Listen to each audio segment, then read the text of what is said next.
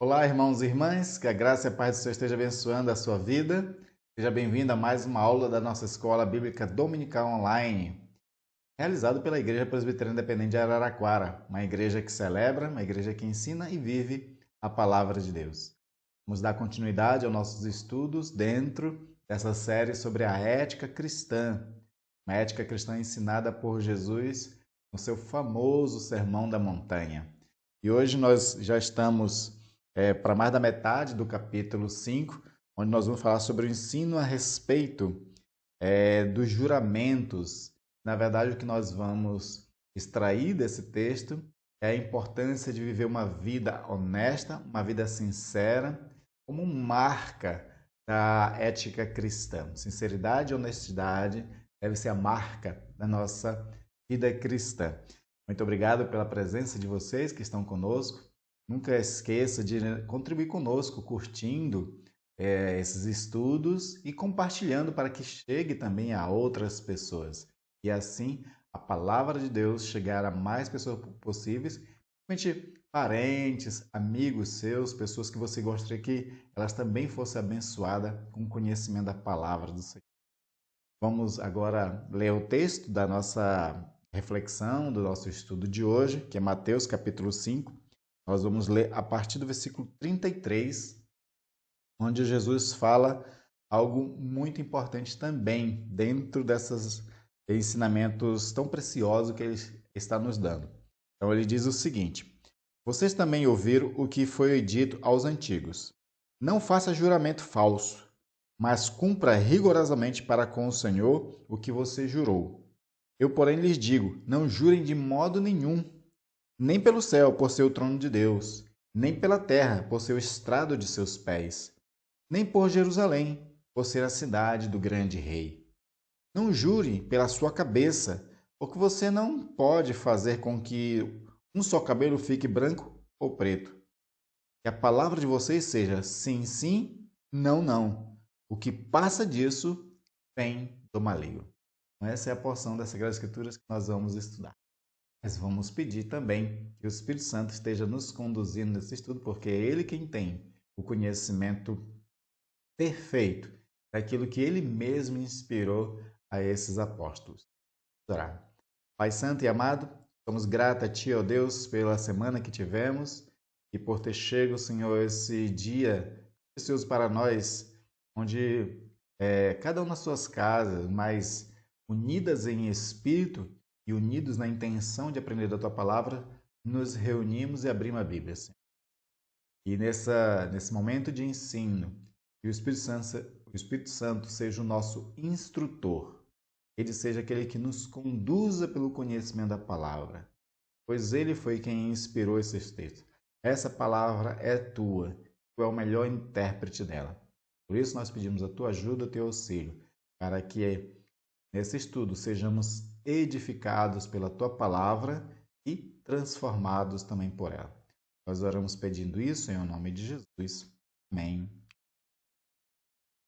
Essa questão sobre juramentos, essa questão que, na verdade, como nós vamos ver nesse texto, aborda a importância de uma vida sincera, de uma vida honesta, verdadeira para com as pessoas. Isso é crucial, sempre foi para todas as épocas, mas eu acho que para nossa época, principalmente, tem sido de suma relevância, visto que nós vivemos numa sociedade da mentira. Nós vivemos, né, e tem um texto de Paulo, lá aos Tessalonicenses, dizendo que nos últimos tempos o surgimento do anticristo seria através de um ministério da mentira. Ele teria capacidades, prodígios para convencer as pessoas com mentira. E enfim, nós vivemos de fato um momento onde a mentira impera, a falsidade, as falsas aparências. Hoje está em xeque a palavra das pessoas, porque nem tudo que se diz a gente realmente pode acreditar. A internet, por exemplo, ela é uma das grandes divulgadoras de mentiras, aquilo que hoje nós chamamos de fake news. Então, quando nós vemos uma notícia, por exemplo, numa rede social, é interessante ter que procurar dois ou três outras fontes de informação para saber se aquilo é verdade, porque de fato é muita coisa mentirosa e errada tem sido anunciada. E a nossa geração tem sido bombardeada por uma coisa que é chamada agora de pós-verdade. É interessante eu falar essas coisas antes do nosso estudo para você entender a importância do nosso estudo de hoje. Em 2016, o Oxford, né, aquela grande universidade inglesa, eles escolheram uma palavra do ano. Não é que eles escolhem aleatoriamente, na verdade, eles fazem uma análise das palavras que são mais usadas e dos conceitos que estão presentes dentro do ano. Né? E em 2016, a palavra escolhida, a palavra que estava em voga naquele momento era pós-verdade. E o que quer dizer pós-verdade? Pós-verdade é um conceito do seguinte, que a verdade, ela se torna algo relativo e pior do que isso. Ela se torna conveniente somente para aquela pessoa que acredita nela. O que isso quer dizer? Isso quer dizer que a coisa pode ser verdade ou não, desde que aquilo que é anunciado ou enunciado, como é a expressão que os linguistas gostam de usar, o enunciado, a proposição, aquilo que foi dito, não interessa mais na pós-verdade se ela é mentira ou se ela é verdade. O que interessa é se ela é conveniente para aquele que a aceita. Então, para muitas pessoas é conveniente ela acreditar em certas coisas, ainda que, à luz dos fatos, aquilo seja uma inverdade. Na pós-verdade, as pessoas não estão preocupadas mais com a verdade. Elas não estão preocupadas em conferir à luz de fatos ou mesmo de uma razoabilidade se aquilo realmente é verdadeiro. Elas estão preocupadas se aquela verdade serve para ela. Se for conveniente a ela, se agrada a ela, se está dentro do propósito e das ideias dela, então ela aceita. E é isso que está acontecendo. Então, por exemplo, na política, isso é muito presente. Porque na política, o que interessa para um grupo é a sua própria verdade.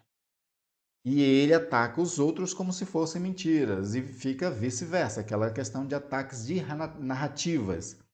Então, nós temos isso hoje em dia, que é essa guerra de narrativas, onde a pessoa fica defendendo a sua verdade, mesmo que ela não tenha tanta plausibilidade, mas porque lhe é conveniente. E, na verdade, né, à luz da Sagrada Escritura, à luz daquilo que nós compreendemos dentro da sinceridade, da honestidade, as pessoas estão vivendo a falsidade, estão vivendo a mentira, enganando e sendo enganadas. Uma expressão bíblica que Jesus vai usar muito a respeito disso que nós estamos falando, de pessoas que vivem na mentira, mas se agradam dessa mentira e a divulga, ele chama de cegos que guia cegos.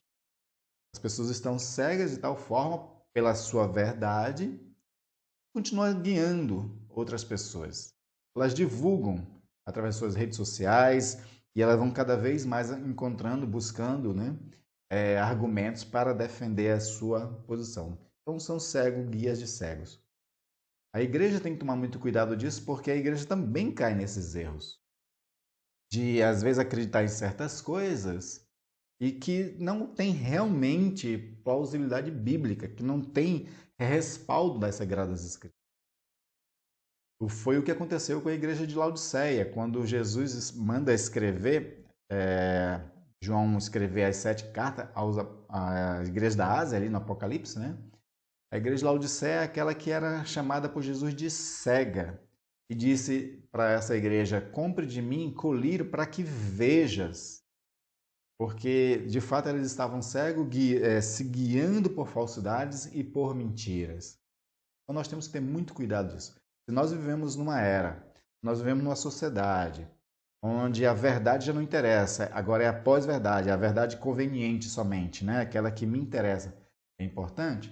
Então, esse assunto é mais do que relevante, porque a igreja tem que dar sempre o bom exemplo. A igreja ela não consegue ser luz no mundo, como nós já estudamos em aulas anteriores, se ela seguir a mentira, porque a mentira ela faz parte do império das trevas. A mentira ela faz parte do engano, e o engano Ela está dentro da dimensão da obscuridade de entendimento, a qual Paulo tanto condena. Então, por isso que esse estudo é muito importante. E é importante que nós venhamos a viver, né, com essa marca da ética cristã, que é a sinceridade e a honestidade. Então, voltando para o nosso texto, Jesus ele faz uma recordação de Levítico capítulo 19, versículo 12, onde fala ali da proibição do perjúrio. O texto lá diz o seguinte: não façam juramentos falsos pelo meu nome. Deus falando através de Moisés diz: não façam juramentos falsos pelo meu nome, pois vocês estariam profanando o nome do seu Deus. Eu sou o Senhor. Então ali a ordem é o seguinte: não façam juramentos falsos em meu nome. O que nós podemos entender do texto e o que os fariseus entenderam desse texto é que pode ser feito juramento, inclusive em nome de Deus. Só que só não pode ser feito um juramento falso em nome de Deus. Ou seja, o juramento era permitido, o uso do nome de Deus era permitido. O que não era permitido é que se fizesse de forma falsa, que fosse enganosa. E aí, o problema todo está é que esse ser humano corrompido, esse ser humano que não conseguia viver toda a justiça do Senhor, ele conseguiria, de fato, cumprir esse mandamento de não usar o nome de Deus de forma falsa? Essa que é a grande questão.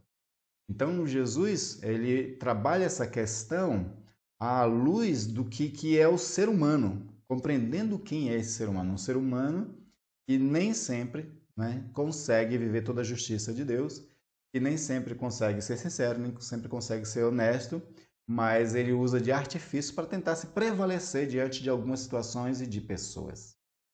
Então, Jesus ele se apoia nessa compreensão que ele tinha profundamente do ser humano. E ainda pensando em outros textos sagrados, a gente pode ver Jesus também se apoiando em Deuteronômio capítulo 23, versículo 21 e 22. Né? Lá tem uma exigência do cumprimento dos juramentos dados por Deus. Então, o texto lá de Deuteronômio 23, 21 e 22 diz o seguinte: se fizerem um voto ao Senhor, seu Deus, não devem demorar a cumpri-lo, porque o Senhor, seu Deus, certamente o exigirá de vocês, e vocês serão culpados de pecado. Mas se vocês se abstiverem de fazer um voto, não serão culpados de pecado. Então é aqui que Jesus se apoia. Porque como o Levítico não proibia o juramento e nem o uso do nome de Deus, só proibia usar de forma falsa, Deuteronômio amplia essa questão dizendo o seguinte: se vocês fizerem um juramento ou um voto no nome do Senhor, vocês devem cumpri-lo sem demora. Porque Deus exigirá isso de vocês. E se vocês não cumprirem, vocês serão culpados de pecados. Aí, é nessa parte agora que Jesus realmente se apega para poder fazer o seu ensino. Mas se vocês se vocês se abstiverem de fazer voto, ou seja, vocês não fizerem voto nenhum, vocês não serão culpados de pecados. Ou seja, o melhor é que não faça votos. Por isso, então, que Jesus, quando ele relembra, recorda, né? Vocês ouviram o que foi dito aos antigos: não façam juramento falso, né? Mas cumpram rigorosamente como com o Senhor o que você jurou. Aí Jesus diz: eu, porém, vos digo, não jure de modo nenhum. Então, essa que é a grande deixa de Jesus. Não jure de modo nenhum. E aí vamos tentar compreender primeiro como é que era o entendimento judaico sobre o juramento. O uso do juramento era frequente nos pactos entre pessoas no Antigo Testamento. Nós vemos várias ocasiões de juramentos no Antigo Testamento. Por exemplo, o próprio Abraão, ele fez juramentos e Deus fez juramentos para com Abraão. Lá em Gênesis 26, 3, aparece ali o Senhor dizendo o seguinte: porque a você e à sua descendência darei todas essas terras e confirmarei o juramento que fiz a Abraão, o seu pai. Né? É o Senhor dizendo aqui a Isaac, dizendo que ia abençoar a descendência de Isaac e cumprir o juramento que ele, Deus, fez a Abraão, ao pai do Isaac. Então, o próprio Deus fez juramentos. Né? Os juramentos, por serem frequentes na antiguidade, a gente vê também juramentos acontecendo entre o rei e os seus súditos, como em 1 Reis 2:43, entre patriarca e o seu povo, como em Gênesis 50, onde Jacó faz juramento para com a sua descendência ali. Ele já tinha muitos filhos, muitos netos, o clã todo de Jacó compunha, né, quando eles vão para o Egito morar, compunha 70 pessoas. Ele faz um juramento para com essas pessoas, lá em Gênesis 50, versículo 25. Também existe muito juramento entre servos e patrões, entre o povo e o povo, como está lá em Josué 9:20, e entre pessoas, né, individuais, como se encontra lá em Ruth 1:17. Então, o juramento era uma prática comum na antiguidade bíblica e não só bíblica, né, do Antigo Testamento, mas ela também perpassa pelo Novo Testamento. Nós vamos ver o próprio Paulo também fazendo juramentos. Tem uma expressão que a nossa Bíblia vai trazer, que é a questão de testemunha. Então, Paulo lá em Filipenses 1:8 e outros textos também, como Romanos, 1 Coríntios, 2 Coríntios, Gálatas, ele vai usar essa mesma expressão quando ele diz o seguinte: pois minha testemunha é Deus, da saudade que tenho de todos vós, da eterna misericórdia de Jesus Cristo. Então ele sempre pega essa fórmula aqui, né, em vários textos, em várias cartas que ele escreve. Pois minha testemunha é Deus. Esse texto no original grego, ele equivale aos textos do Antigo Testamento para falar de juramento, para falar dessa questão de se confirmar o que ele está dizendo a partir de tomar Deus como testemunha. É como se fosse um juramento, porque quando você jura em nome de Deus, é como se você estivesse pegando Deus como o seu fiador, Deus como sua testemunha. Então, Paulo também usa essa expressão, né?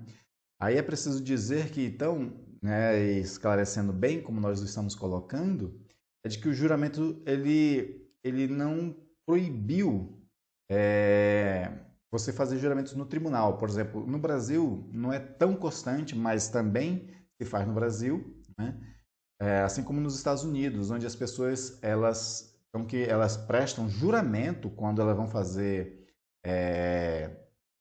quando elas vão no tribunal, né? Elas têm que prestar um juramento colocando a mão na Bíblia, dizendo que vai dizer a verdade e nada mais que a verdade. No Brasil é feito isso, de a pessoa jurar diante do juiz que vai falar a verdade, e nos Estados Unidos eles mandam ainda colocar a mão sobre a Bíblia. Isso não é proibido. A gente tem que entender que esse tipo de coisa fazem parte da lógica da sociedade, porque essa é uma prática de todos os tribunais, né? Desde a antiguidade. Por exemplo, Jesus, lá em Mateus 26, versículo 63, fala que Jesus ele também teve que prestar juramento diante do sacerdote. Lá o texto diz o seguinte: e o sumo sacerdote lhe disse: eu te conjuro pelo Deus vivo que nos digas, tu és o Cristo, o Filho de Deus vivo. Então, Jesus teve que prestar um depoimento ali, né, diante do sumo sacerdote, diante do sinédrio, e ele teve que jurar que ia dizer a verdade ali. A verdade é uma coisa que para Jesus era muito fácil, porque ele próprio era a verdade e só falava a verdade. Mas aí aqui fica claro, então, esse entendimento de que o nosso texto agora já está nos ensinando que nós não devemos jurar por coisa nenhuma. Isso não nos proíbe de diante de um tribunal, por ser essa a forma, né, o regimento interno do tribunal, não nos proíbe de realmente jurar lá. E nós, como cristãos, vamos estar sempre falando a verdade. Mas se no Antigo Testamento nós vemos casos lá de juramentos, inclusive o próprio Deus fazendo juramento a Abraão, nós vemos vários outros textos de juramentos. Se Paulo fazia juramento, se Jesus jurou perante um tribunal, então o que Jesus realmente está condenando nesse texto? O que vemos é que Jesus ele se volta contra a determinação abusiva que os fariseus faziam do juramento e da interpretação que eles davam sobre os juramentos válidos e inválidos. Eles fizeram tantas regras e eles estabeleceram ali, por exemplo, existe um texto da tradição judaica antiga que é chamado de Misná. Na Misná, eles vão dizer quais são os juramentos que são válidos e aqueles que não são, quais são aqueles que você obrigatoriamente tem que obedecer e aqueles que você não precisa obedecer. Olha só a loucura que é. Ou seja, se você jurou, e jurou em nome de alguém ou de alguma coisa, alguns desses juramentos você não é obrigado a cumprir, é isso que estavam dizendo. Por exemplo, vamos ver o próprio Jesus condenando essa hipocrisia deles, lá em Mateus 23, 16 a 22. Lá ele diz o seguinte, ó: ai de vós, guias cegos. Lembra que eu falei que a nossa sociedade, por pessoas que vivem mentiras e falsas aparências, são cegos, guia de cegos? Então Jesus está se referindo aos fariseus como guias cegos. Então, ai de vós, guias cegos, que dizeis: quem jurar pelo santuário, isso é nada. Os fariseus diziam que quem jurar pelo santuário não era nada, não tinha importância, você podia quebrar, né, o juramento, podia não cumpri-lo, digamos assim. Né? Mas se alguém jurar pelo ouro do santuário, fica obrigado pelo que jurou. Olha só a hipocrisia. Se eu jurasse pelo santuário, isso era nada, eu podia descumprir o meu juramento. Mas se eu jurasse pelo ouro do santuário, aí era eu obrigado a ter que cumprir. Né? Aí Jesus fala o seguinte: insensatos e cegos, pois qual é maior, o ouro ou o santuário que santifica o ouro? E dizeis ainda: quem jurar pelo altar, isso é nada. Quem, porém, jurar pela oferta que está sobre o altar, fica obrigado pelo que jurou. Ou seja, a mesma lógica anterior. Se você jurou pelo altar, não é nada, você pode descumprir. Mas se você jurou pela oferta que está sobre o altar, você fica obrigado pelo que jurou. Eles estavam considerando o ouro e a oferta mais importante do que o santuário e do que o altar. Né? Isso é típico de pessoas que já estão longe de Deus. Típico de uma religião que está pautada em coisas fora do princípio do caráter de Deus. Mas vamos continuar para a gente entender. Né? Jesus continua dizendo: cegos, pois qual é maior, a oferta ou o altar que santifica a oferta? Portanto, quem jurar pelo altar, jura por ele e por tudo que sobre ele está. Quem jurar pelo santuário, jura por ele e por aquele que nele habita. E quem jurar pelo céu, jura pelo trono de Deus e por aquele que no trono está sentado.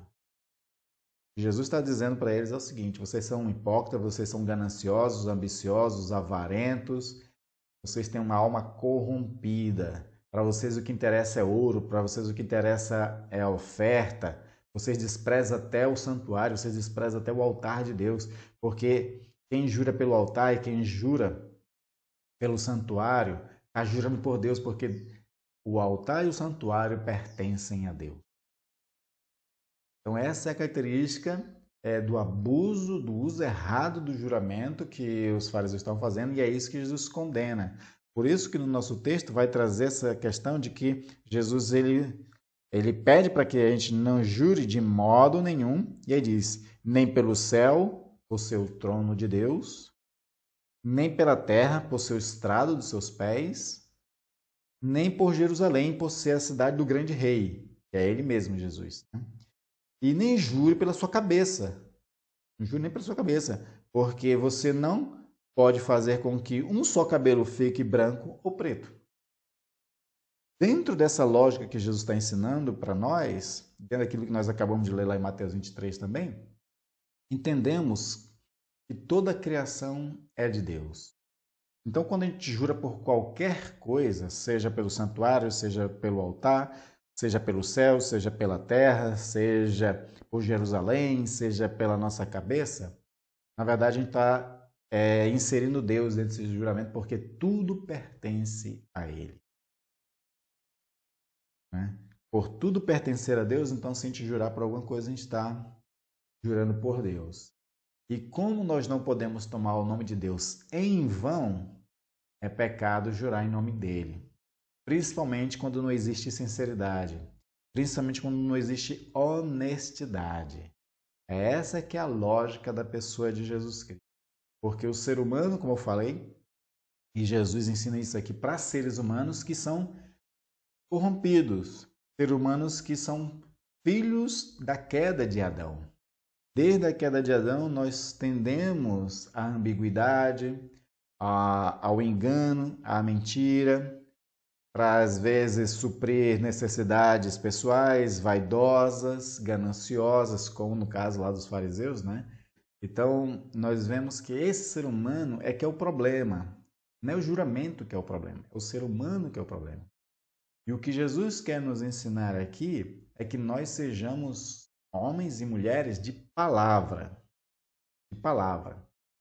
Há muitos anos atrás, quando eu trabalhava numa loja que era revendedora de motos, um senhor, uma vez, ele foi lá para comprar uma moto. Ele gostou muito de uma das motos que nós estávamos expondo ali e queria negociar com a gente para comprar aquela moto. E aí, né, os vendedores da loja fizeram para ele algumas propostas de venda de financiamento através de banco, né? Só que ele disse o seguinte: não, eu não quero financiar através do banco, eu não gosto de envolver banco nos meus negócios. Aí foi quando o vendedor perguntou: então como é que o senhor queria fazer? Ele disse: não, eu quero negociar na palavra. Eu quero financiar em 12 vezes e a cada mês eu venho aqui e trago um valor da parcela. Aí foi quando o vendedor disse: a gente não pode fazer isso, senhor. A gente não tem como fazer negócio através da palavra. E ele se sentiu ofendido, esse senhor. Dá para ver na feição dele, ele estava se sentindo ofendido quando o vendedor disse que não negocia através da palavra. Porque ele, aquele senhor, ele tinha aquela concepção antiga, que existia de fato, é verdade, antigamente, né? Essa questão da honra da palavra. Um homem honrado, uma pessoa nobre, uma pessoa verdadeira, era uma pessoa de palavra. O que quer dizer isso? É aquela pessoa que, quando ela dizia uma coisa, ela fazia conforme aquilo que ela dizia. Ela cumpria a palavra dela. Então, por exemplo, eu tinha muitos negócios em bairros, né, mais pobres, assim, em que os negócios eram feitos na palavra, onde o senhor da quitanda, né, da taberna, vendia ali confiando na palavra, confiando na pessoa a quem eles estavam vendendo fiado. Mas a nossa sociedade não funciona mais assim. Principalmente na loja de motos, onde a moto era um valor caro, a loja precisa de dinheiro imediato, né, para poder continuar ali rodando dinheiro. Então não tinha como fazer aquele tipo de negócio. Mas eu estou trazendo esse exemplo para falar sobre essa questão de que o crente, o cristão, aquele que é discípulo de Jesus, chamado por Jesus Cristo, ele tem um dever moral de ser homem ou mulher de palavra. E isso se reflete num caráter honesto, né? Porque a ideia é o seguinte, é que quem precisa jurar é porque já perdeu a confiança. Se eu preciso jurar para que a pessoa acredite em mim, né, em algo que eu estou dizendo, porque de alguma forma eu já não transmiti, já fiz alguma coisa que eu perdesse a confiança dessa pessoa. Então é essa que é a lógica de Jesus Cristo. E Jesus quer que nós sejamos honestos, sinceros, reconhecidos, né, como ter um caráter sincero e honesto, a tal ponto que o juramento nunca seja necessário. Que a gente não precisa usar disso de artifício, como era no caso dos fariseus. Então a gente vê hoje em dia muitas pessoas fazendo justamente isso, né? As pessoas, elas tomam emprestado, tanto dinheiro como objeto, às vezes qualquer coisa. Assim diz: não, eu te juro, né? Ou seja, ela insiste com essa questão do juramento. Por quê? Porque ela mesma já não transmite essa honestidade, ela já não transmite essa sinceridade. Ela não é uma pessoa verdadeira. E nós cristãos, principalmente, temos que nos preocupar com isso, porque o nosso texto ele termina de forma muito dura, onde o Senhor diz o seguinte: que a palavra de vocês seja sim, sim, não, não. O que passar disto vem do maligno. Então a lógica do Jesus é o seguinte: que se você diz sim, que o seu ato seja o sim também. Né? Essa que é a lógica. O sim, sim aqui tem a ver com essa questão da confirmação daquilo. Então, por exemplo, se eu digo sim para uma coisa, a palavra tem que vir acompanhada de atitudes que confirmem o meu sim. Por isso que é sim, sim. Da mesma forma, o não. Se eu digo não, que seja não de fato. O que passa da sinceridade, o que passa da honestidade, vem de procedência maligna, como Jesus diz. Por quê? Porque o diabo, segundo o próprio Jesus Cristo, escrevendo através de João, né? O diabo é o pai da mentira. Jesus diz que quando o diabo fala, ele fala do que lhe é próprio, que é a mentira. E todo aquele que mente, Jesus diz isso na cara dos fariseus, todo aquele que mente se torna filho do diabo. Por isso que esse momento é um momento muito nevrálgico, né? A discussão que Jesus está tendo com os fariseus, dizendo assim que os fariseus se achavam filhos de Abraão. E de fato, eles eram filhos de Abraão como descendência biológica. Mas Jesus sai da dimensão da filiação biológica para dizer o seguinte: olha, espiritualmente vocês são filhos do diabo. Porque vocês não dão crédito à minha palavra. Vocês não dão crédito à verdade que eu estou dizendo. Se eles não estavam dando crédito à verdade de Jesus, é porque eles estavam vivendo a mentira. E quem vive na mentira é filho do diabo. Essa que é a lógica de Jesus.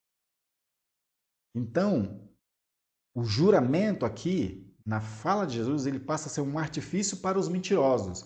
Ele passa a ser um artifício, um recurso para tentar ganhar alguma coisa daqueles que vivem de aparência, de falsidade, de engano e de engodo. Nós começamos essa aula falando, por exemplo, da nossa sociedade que vive na pós-verdade, né? Que vive na mentira, que ela constrói verdades para a sua própria conveniência, né? E falamos também dos políticos. E nós vemos que muitos políticos se usam do artifício da mentira, do engano, da falsa imagem. No Brasil não precisa nem a gente citar nomes para entender, e todo mundo tem muito bem essa experiência de ter ouvido muitas promessas de político em época de campanha e quando eles ganham a eleição de fato, eles não cumprem nada daquilo que eles disseram. Por quê? Porque eles vivem da mentira. Eles vivem do engano, do engodo, que é enganar as pessoas, lograr né, as pessoas através da mentira. E aí é que Jesus está realmente querendo que nós cristãos fujamos dessa dinâmica. Da dinâmica de viver na mentira, da dinâmica de usar recursos como juramento para conseguir, digamos assim, o favor de alguém. Ele diz que nós cristãos não precisamos disso. Ou a gente vive na verdade, ou a gente procede do maligno. Essa é que é a lógica de Jesus. E uma vez que a gente vive na verdade, de forma honesta, sincera, verdadeira para com as pessoas, e somos conhecidos por isso, o juramento vai ser uma coisa que vai ser totalmente desnecessária. Uma vez a famosa Dama de Ferro, né, a Margaret Thatcher, ela disse que uma mulher, quando precisa dizer para alguém que é uma dama, é porque na verdade ela não é uma dama. Porque a lógica da Margaret Thatcher está dizendo o seguinte: uma mulher que tem atitudes em comportamento de dama, fica evidente. Né? Se não está em evidência e ela precisa dizer que é uma dama, é porque na verdade não é. Da mesma forma o verdadeiro, da mesma forma o honesto, né? Da mesma forma o sincero. Viver de forma verdadeira, honesta, sincera, né? Fica em evidência. E a pessoa não precisa dizer, eu sou verdadeiro, eu sou sincero, eu sou honesto. Não precisa disso, porque se ela vive nessa dinâmica, ela é reconhecida por essa dinâmica. Eu tenho certeza que você conhece, talvez um número pequeno de pessoas, mas conhece pessoas que são honestas, verdadeiras, pessoas que você confia. Né? Confiança é uma coisa que se conquista. Eu não posso pedir para você confiar em mim. Eu tenho que dar, na verdade, base, né, através das minhas ações, do meu comportamento para com você, para que você confie em mim sem eu precisar pedir. É isso que Jesus quer nos ensinar, então, com esse ensino de hoje, né? De que não jureis por coisa nenhuma. Porque, na verdade, se você precisar jurar, porque você já está vivendo um tipo de vida que procede do maligno. Porque o maligno, sim, ele é mentiroso, ele é falso, ele é enganador. Paulo reconhece isso quando vai escrever aos Coríntios, dizendo que Eva foi enganada pelo diabo.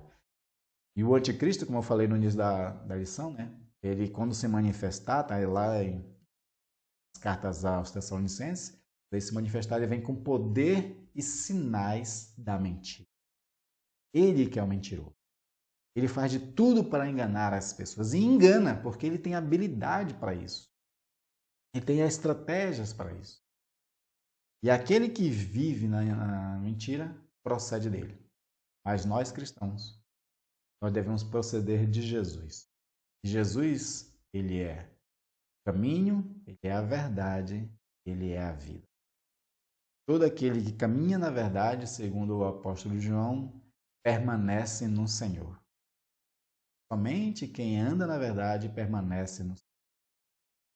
Quem não anda na verdade não o viu nem o conheceu. Essa que é a lógica do apóstolo João. Então nós devemos viver na verdade. E se vivermos na verdade, não vamos precisar jurar. Amém? Espero que você tenha entendido esse ensino de Jesus hoje sobre essa questão do juramento, né? O juramento em si não é um problema, o problema é quem jura. Então, quem jura baseado no conhecimento que Jesus tem, pode ser o problema. Se for uma pessoa falsa, jurar é um ato de pecado para ela, porque ela não vai cumprir. Agora, o cristão, diante de um tribunal, como é do regimento interno dos tribunais, ele precisa lá jurar. E como é cristão, como ele permanece em Jesus, como ele vive na verdade, ele vai falar a verdade, né? E fora dos tribunais, ele nunca vai precisar jurar, não vai precisar usar o recurso. Ele é conhecido como aquele que é verdadeiro e honesto em tudo o que faz. Que Deus abençoe, que você viva de forma tal que nunca precise usar desses recursos do juramento. E até a próxima aula.